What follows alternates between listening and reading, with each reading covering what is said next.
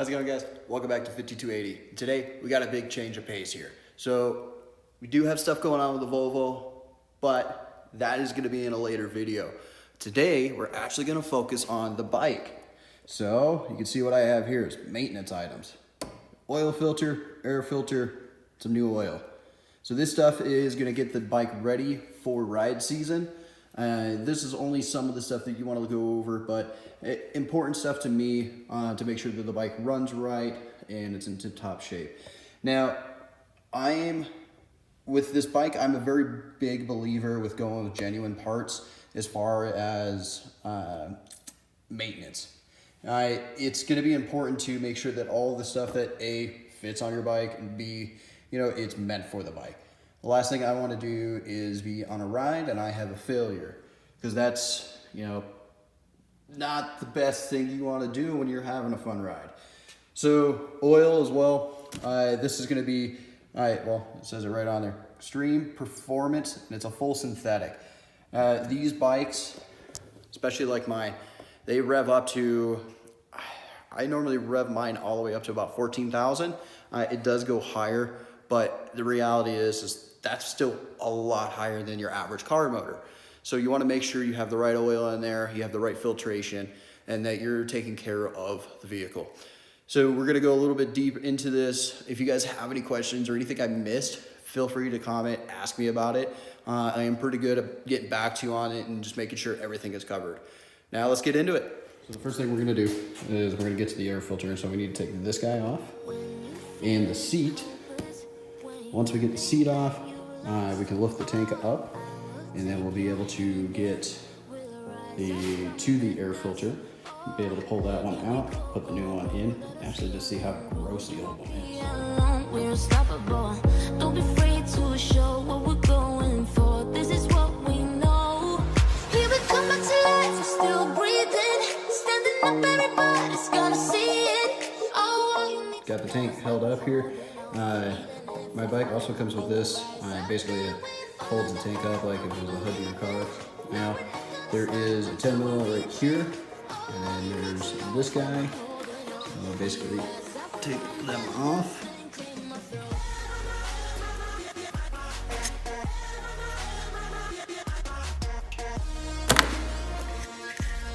Again, there's a little stubborn.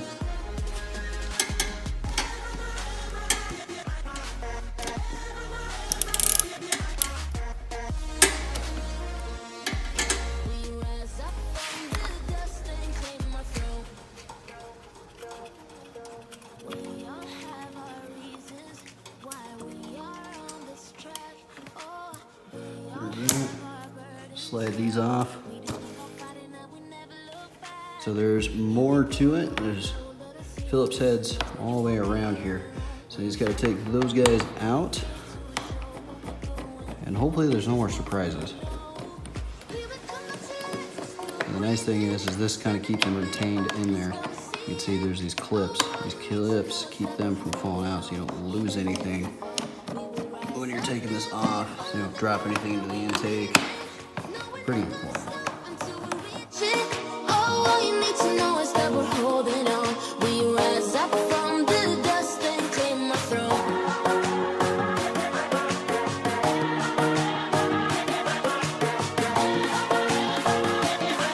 We rise up from the dust and claim our throne.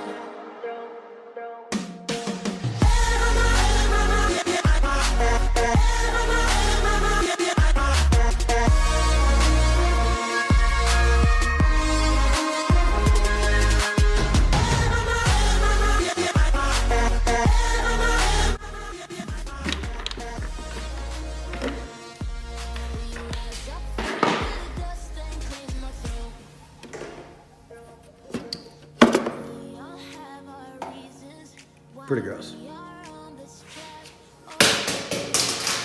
Much better.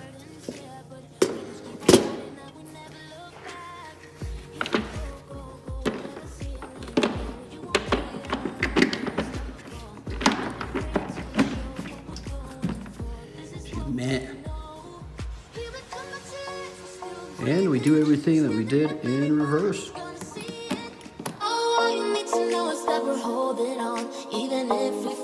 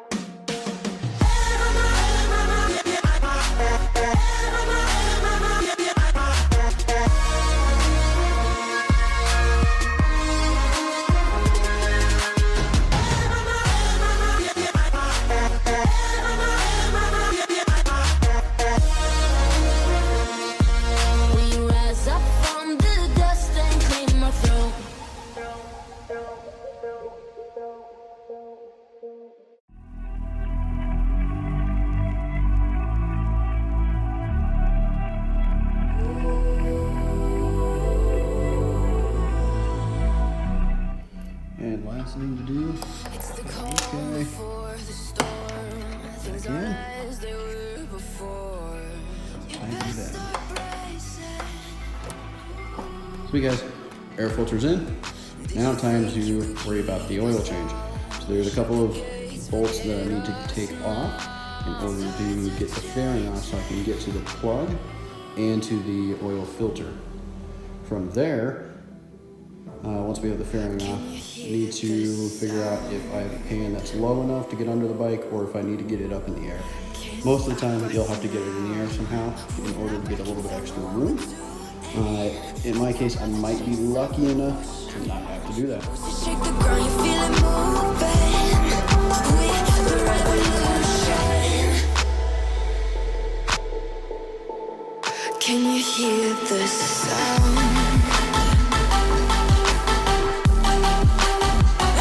With the revolution.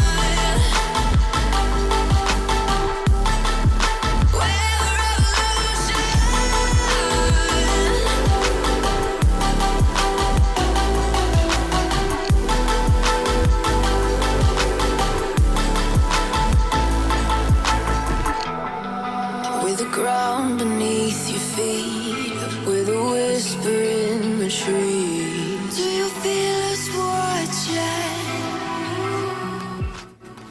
This one's out, so there's top rivet there, another one here, and there is snap rivet down here, which that guy is always fun. So I'm gonna monkey with that, and then I'll get this off. Sweet.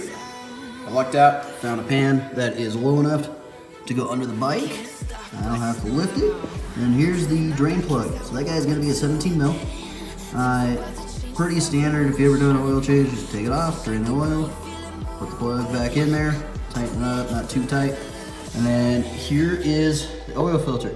The thing I find a little bit of a pain with it is that it is directly above the headers. So when you pull it off, if you have a rag here, you're not gonna get oil all over these guys, and it's not gonna smoke or smell weird or anything like that. So if you just leave the rag there, it makes the job a little bit cleaner and keeps from making a mess.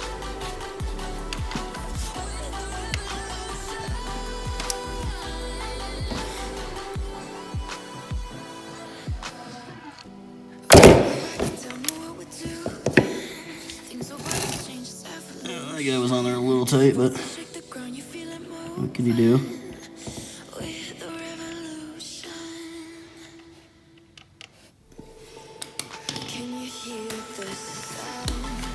When in doubt, glove up. That's why. See, it's not too terribly bad, but I think it needed it.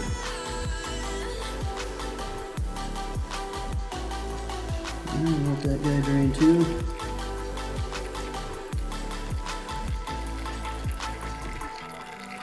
With the ground beneath your feet, with a whisper in the trees. Let's see if this shows up in camera.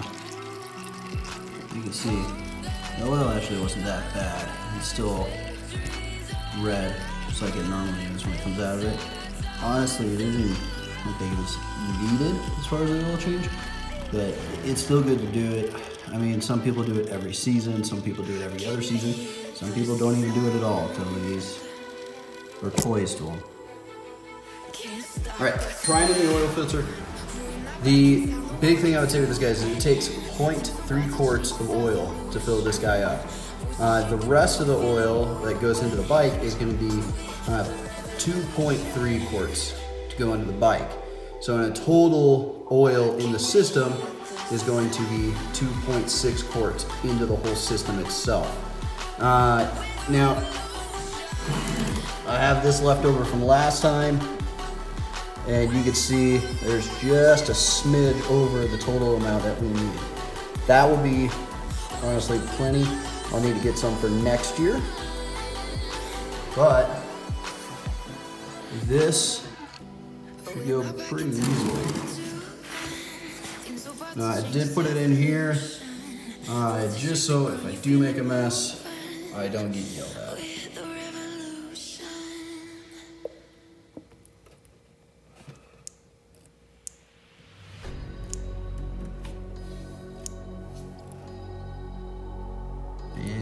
it's going to be a slow and steady process.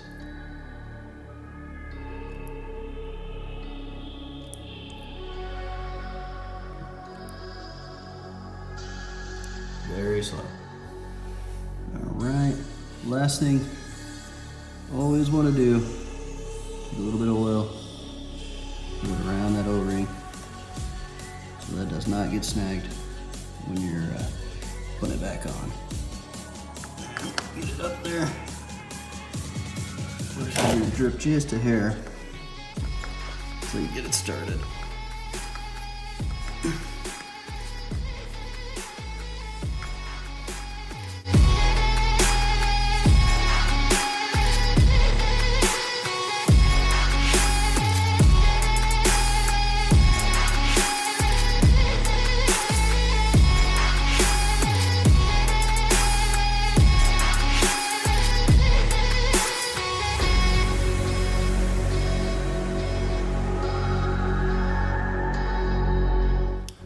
Alright, let's tighten her up.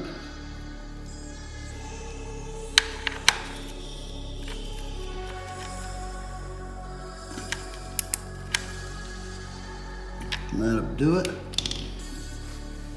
too good. And it's just a little dirty, and we're just gonna give it a good wipe. Just in case we ever notice if there's a leak or anything. It's easier to find it if everything is clean. All right, time to fill her up. So there is a window down here. You see that window right there? That is basically to help you visually see how much oil is in there. So what you do is you get the bike level and then you take a look at that. Now if you're one person doing it, easier said than done, but what you're looking for is to have it about midway up this glass when the bike is level. So that's if you don't know the measurements or you lost track of how much you're putting in. Now if we're just putting some stuff in, you're gonna slowly fill it up.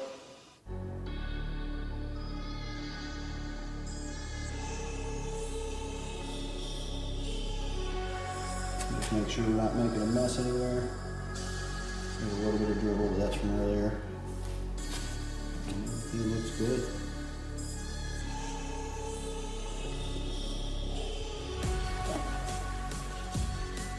All right, let's check where we are.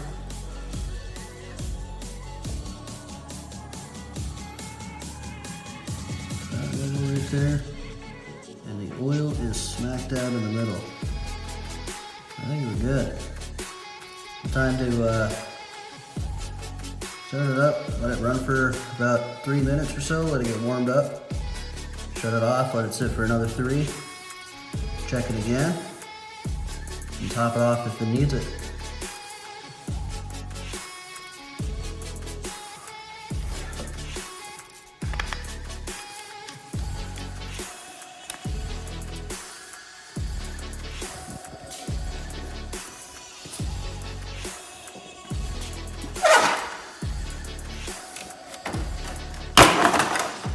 Done. In my heart, it's beat tight. All my body's breathing. It's just you and me. In my heart, it's beat tight. All my body's breathing. It's just you and me. I'm so caught in this, we're so lost deep in it. Can't stop. I'm forever the one you call. Let's free fall. I'm so caught in this, we're so lost deep in it. Can't stop. I'm forever the one you call. Let's free fall. Let's free fall. All right, let's check her after topping her off.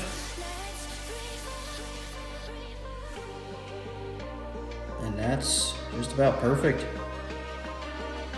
Sweet guys, bike is all wrapped up. So we got oil, we got an oil filter, and then we got an air filter. So that stuff is gonna make the bike ready for riding season. Now there's a couple other things that you want to do before you ride, and lube your chain is one, which I have already done. I did that actually about a month ago, and check your tire pressure. That is going to be another thing that you would want to do. Now, tire pressure is going to be depending on if you're riding just by yourself or if you're riding with a passenger. That is actually going to be on your chain guard for Suzuki's. For other bikes, you could have it up by the VIN sticker, or you could have it in a owner's manual, or if you have a maintenance manual like I do, you can always check it in there. So for the time being, the bike's gonna be on the back burner. I'm gonna ride it. Hopefully I'll get some motovlogging stuff soon, and we'll do some ride videos with that. But somebody else wants to be a camera hog and take up every single moment that we have. And the Volvo is getting some more work done to it. One of the new parts that I put in, which is not the turbo, decided didn't want to work anymore. So that's going to be a next week's video. We're going to get that taken care of. It's probably going to be a two-parter.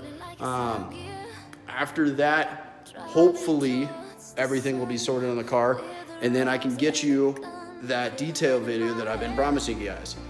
But till next time, guys, I'll see you later. Wait. One more thing. Like, subscribe, smash the bell icon, and if you have any questions, annihilate the comment section. Just blow it up. Let me know. Later.